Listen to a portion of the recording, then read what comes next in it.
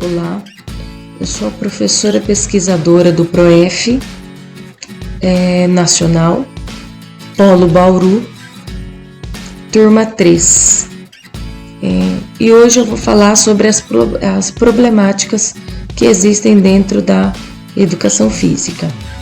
Nessa disciplina foram abordados 7 problemáticas e eu vou discorrer sobre cada uma delas agora. Nesse vídeo, eu irei trazer reflexões sobre algumas dificuldades enfrentadas por nós professores de educação física. Eu vou iniciar aqui pela prática docente, que a prática docente, podemos identificar 3 categorias: prática tradicional, o abandono docente e a prática renovada.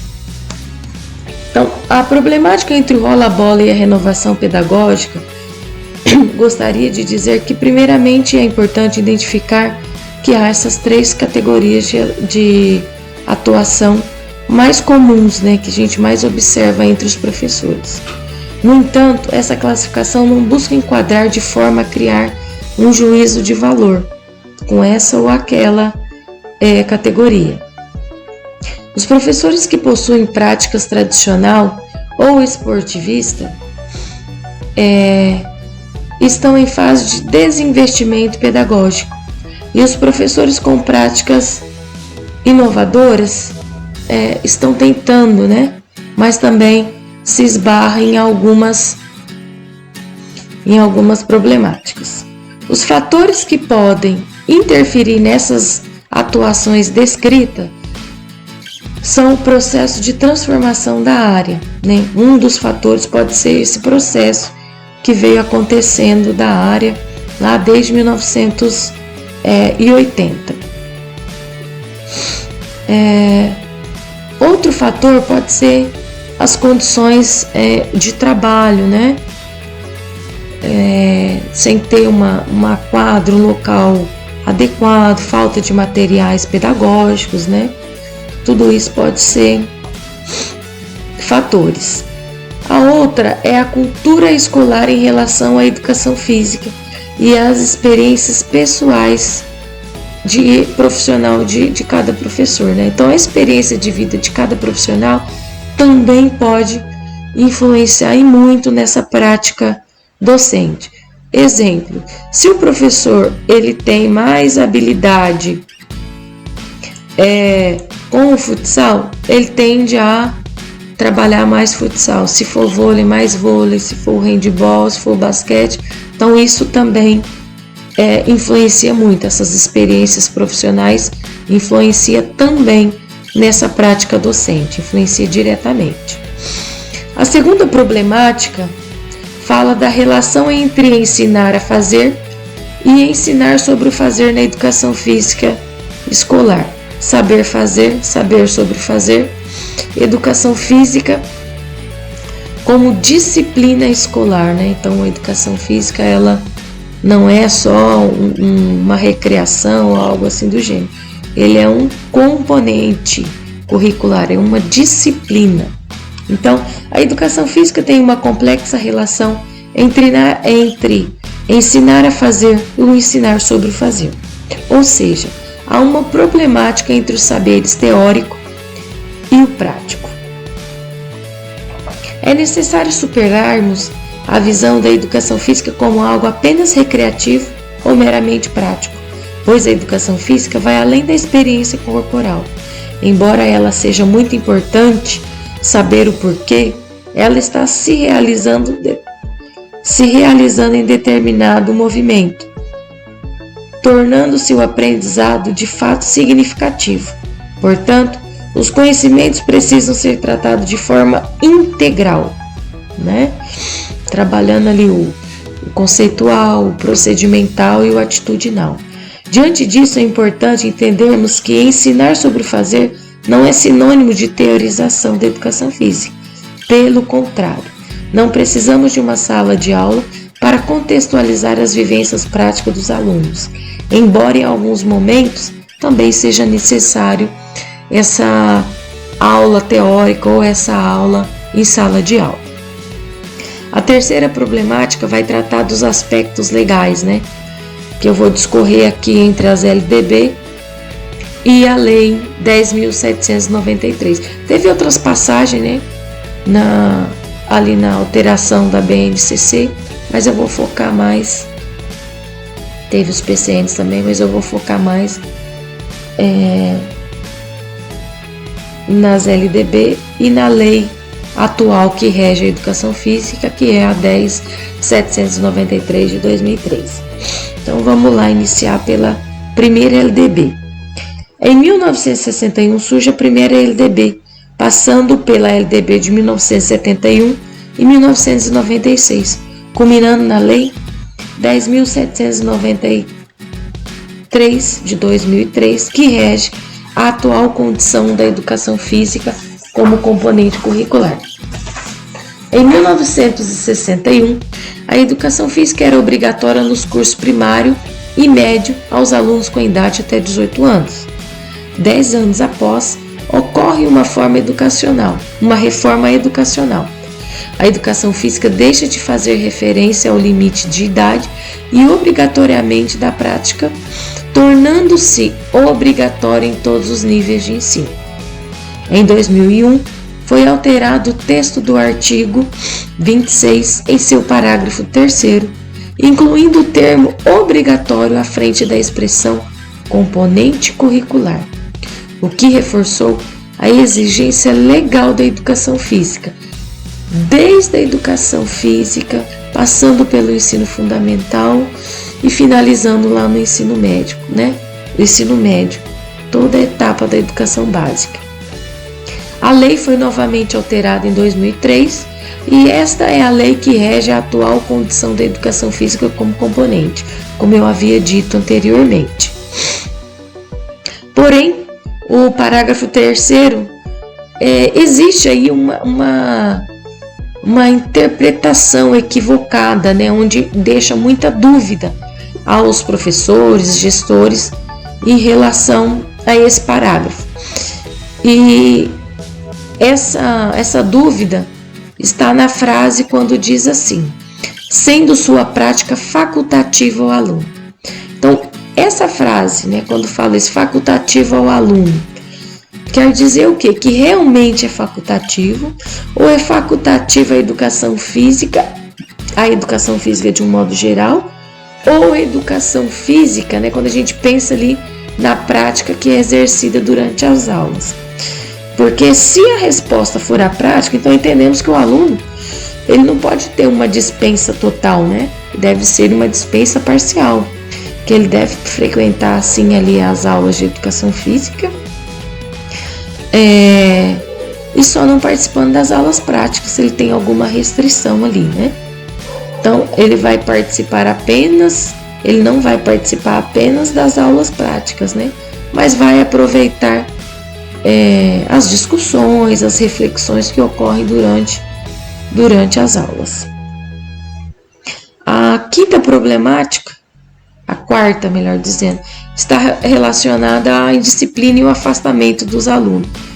Então aqui, essa indisciplina e esse afastamento está ligado às dispensas, né?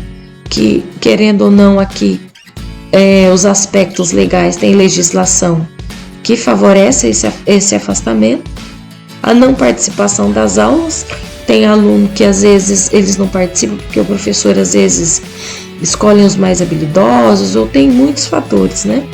Aulas desinteressantes, que pode ser esse afastamento, essa indisciplina pelo fato daquela repetição de conteúdos, ficar sempre naquela mesmice. Então há alguns fatores, então vamos lá. A quarta problemática, o afastamento e a indisciplina dos alunos nas aulas de educação física. Apesar da educação física aparecer nas pesquisas como a favorita da escola, também apresenta problemáticas de afastamento que podem ocorrer por diversos fatores.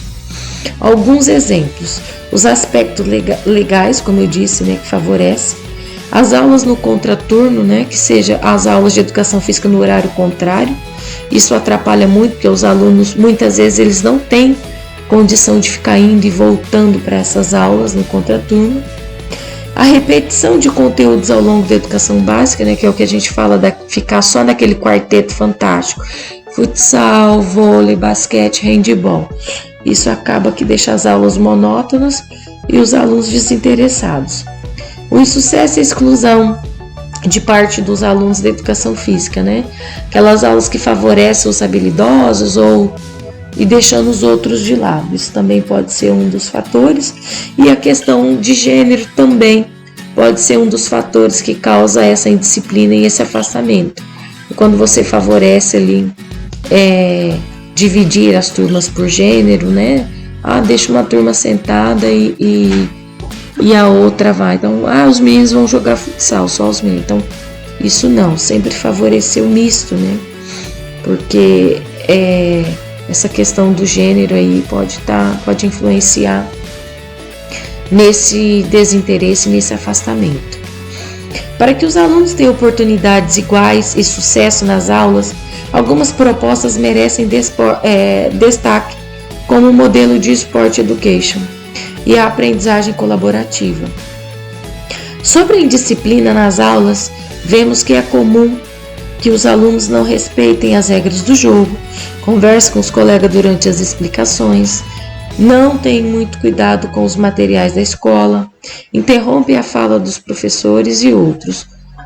Aqui, o problema não é exclusivamente da educação física.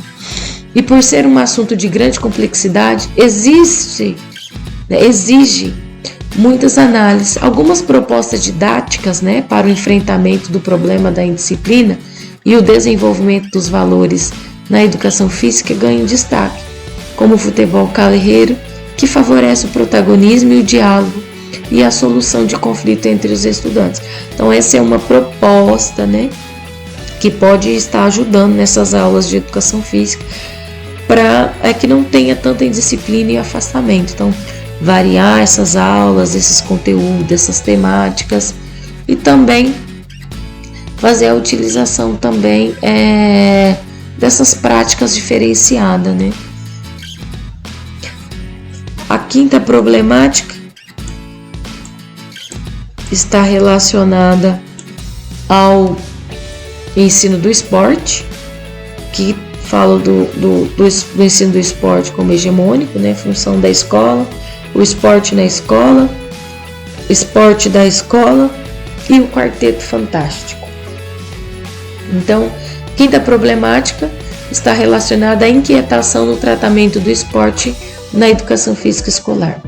Sabemos o que não deve ser ensinado sobre o esporte na escola, mas falta clareza de como ele precisa ser desenvolvido.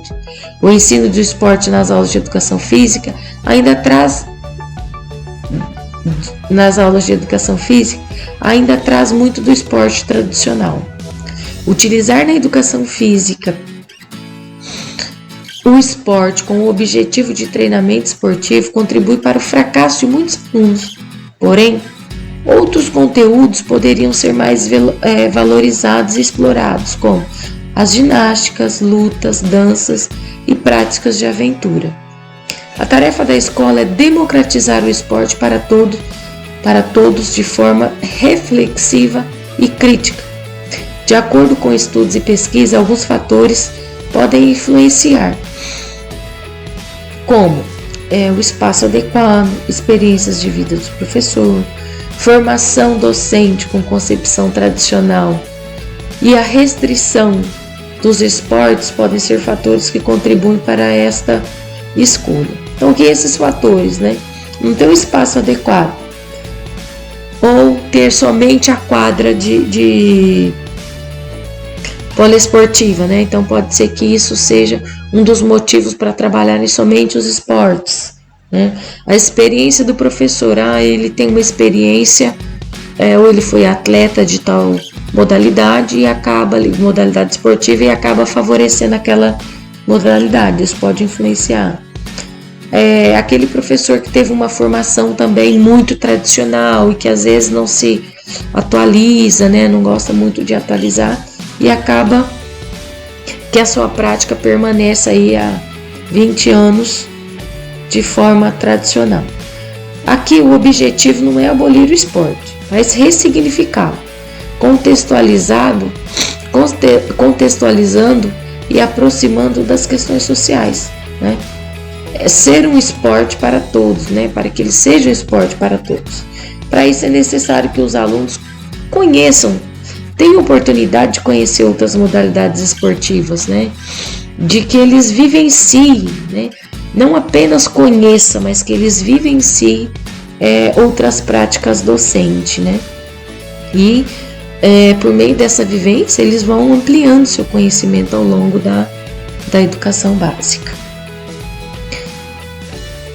A sexta problemática está sobre a educação física escolar e a questão de gênero, né? Então, educação física e a cultura escolar, equidade de gênero e as aulas mistas. Aqui nessa problemática vai estar falando da necessidade dessa equidade de gênero, né? Que todos tenham direitos iguais, que todos tenham direito de uma aprendizagem significativa dentro das aulas de educação física.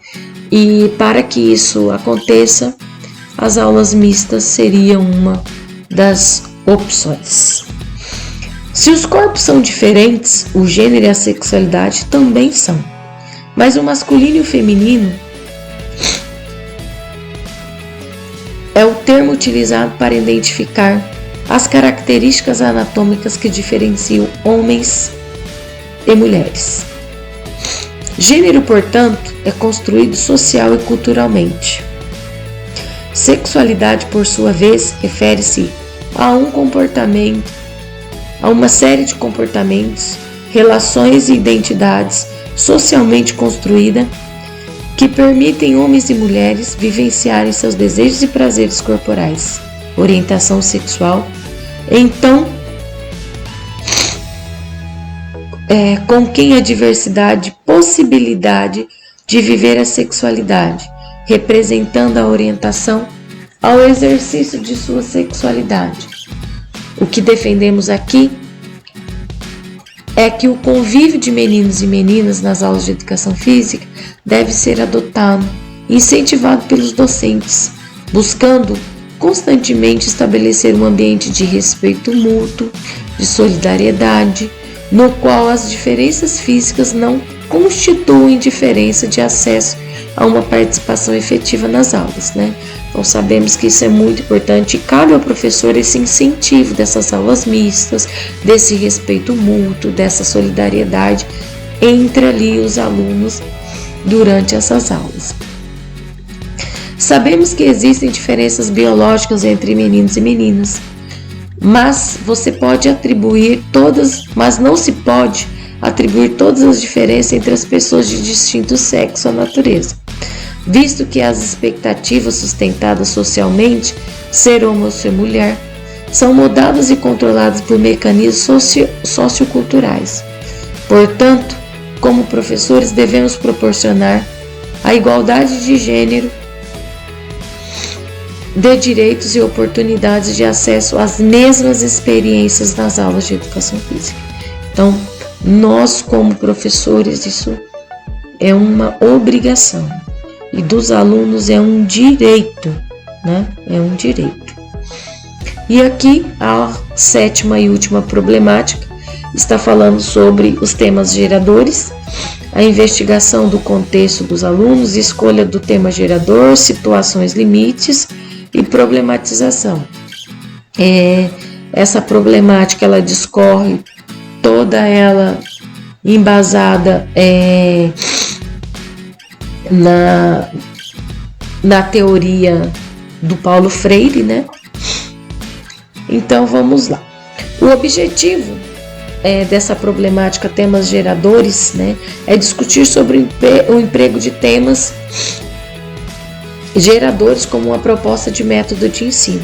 Pretende-se apresentar um teórico sobre contexto histórico que deu origem à proposta do ensino por meio de temas geradores, seus pressupostos e diferenciais para a educação, tendo como base teórica o principal autor Paulo Freire. é possível reconhecer em sua proposta de educação, né? Verificou-se que, como benefícios para a prática escolar, o emprego de temas geradores possibilita um ensino mais significativo, a promoção da interdisciplinaridade, o desenvolvimento da autonomia e do senso crítico do educando, além da aproximação entre professor e aluno. Para finalizar, conhecer essas problemáticas, né, presentes na nossa área nos ajuda a ter elementos para legitimar a educação física na escola, assim para uma formação integral dos alunos. Então, nós precisamos, né, necessitamos reconhecer todas essas problemáticas, né, que existem na educação física. Então, só a partir do reconhecimento de todas elas é que nós passaremos a desenvolver, a ter uma educação física renovada, né? Uma prática variada, e no momento é a reflexão que precisamos fazer.